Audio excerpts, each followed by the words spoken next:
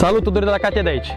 De data trecută până acum ce am mai făcut? Am decopertat terenul, poate ați văzut data trecută în spatele meu era un excavator. Am venit cu două straturi de balastru, practic avem un strat de balastru nespălat din râul Prahova, iar deasupra a venit cu piatră concasată. Toate movilele acelea sunt de fapt piatră spartă care ne ajută să stabilizăm terenul și ne ajută în același timp să putem lucra și pe timp de iarnă, care este modul prin care putem să stăm să ne încadrăm în termenul de livrare a proiectului, a primului cartier de hale, iunie 2020.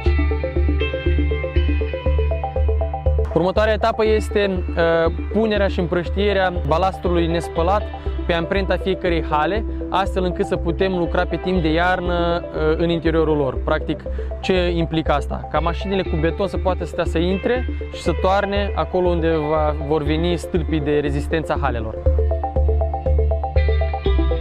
Primele 3 hale le avem în plan să le livrăm la sfârșitul lunii ianuarie, februarie, aici ține foarte mult de timpul și iarna care o avem, dar în momentul de față ne mișcăm în direcția respectivă și suntem în grafic, ne ajută foarte mult vremea călduroasă din luna noiembrie, un pic atipică, dar este foarte bună pentru construcții.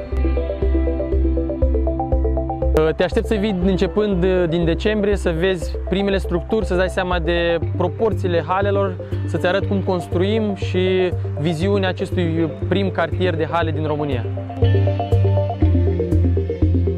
Te aștept să ne urmărești în fiecare etapă a construcției acestui prim cartier de hale din România, să vezi ce materiale folosim, ce constructori, ce furnizori angrenăm în acest proiect. Suntem super transparenți, după cum știi, și poți veni oricând să stai să vezi fiecare detaliu al acestui cartier, a acestor hale care vor fi edificate aici. Tudor de la Katia de aici, pe curând!